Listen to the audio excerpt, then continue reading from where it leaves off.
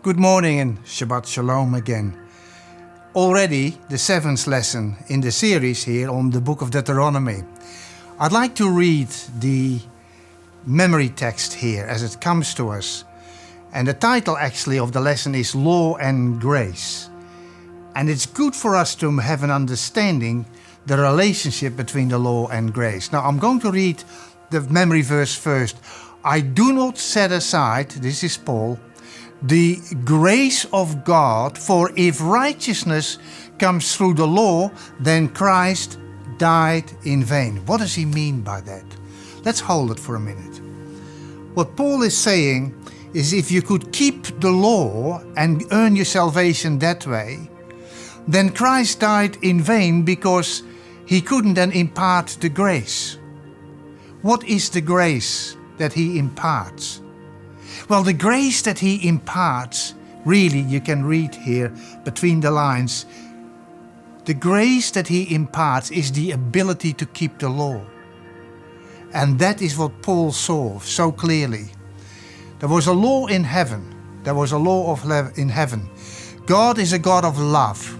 And love is the everlasting principle of his character and the foundation of his government. You know, you can study there in the 28th chapter of the book of Ezekiel, or in the 14th chapter of the book of Isaiah, the 12th chapter of the book of Revelation. You can see the activities of the enemy of souls. In Deuteronomy, there is a clear understanding what grace and law really are and how they are related. So even the most cursory reading of the book of Deuteronomy shows how crucial obedience to the law was for the nation of Israel. Remember Jesus saying that in the Gospel of John chapter 14, if you love me, you keep my commandments. You see, the surrounding nations were to look at the Israelites and the laws, the justice, the civil justice particularly, the way they lived, and then God's blessing bestowed upon them because they were keeping his law would attract them. And they would come to them. They would come to Jerusalem. And in fact, Jerusalem was really meant to be the capital one day, the capital of the world. And they would come to the temple, which was to be a house of prayer for all nations, as Jesus said himself. By grace, God redeems us. And how does he do that? It is by grace. And the grace that he gives us is the ability to keep the law. That is the grace of God. Now note this. So it says here, so out of his love, God gave them his law. And obedience to his law would be for your good. And this is an interesting expression in the Hebrew that says it is good for you to keep the law. The seventh day Sabbath becomes not just a powerful symbol of creation, but a particular powerful symbol of recreation as well, which involves redemption and grace. Because it's not your righteousness. It wasn't the righteousness of Israel because they rebelled time and time again, just as we have. What is justification by faith?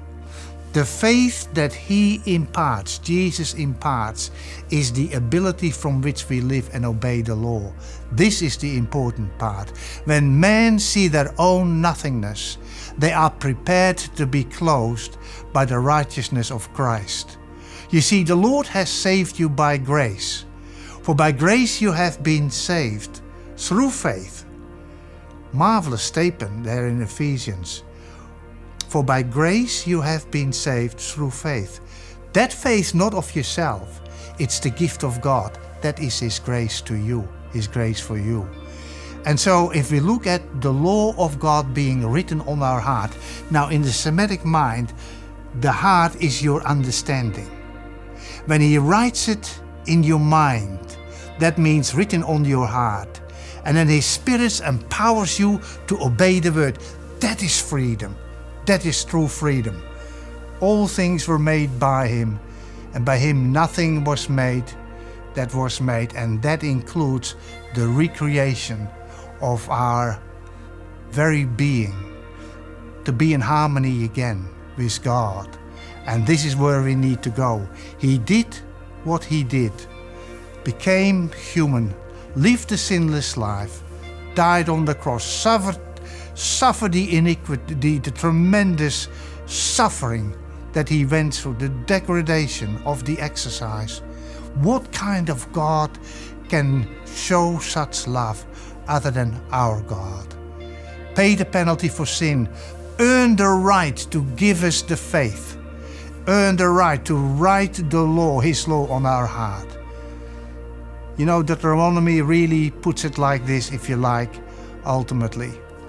What is the conclusion of the matter? Ecclesiastes, Solomon wrote it like this. He said this: fear God, keep his commandments, for this is the duty of all mankind, you and me. The book of Deuteronomy teaches this. I hope you enjoyed the lesson today. May it speak to you and bless you. God bless.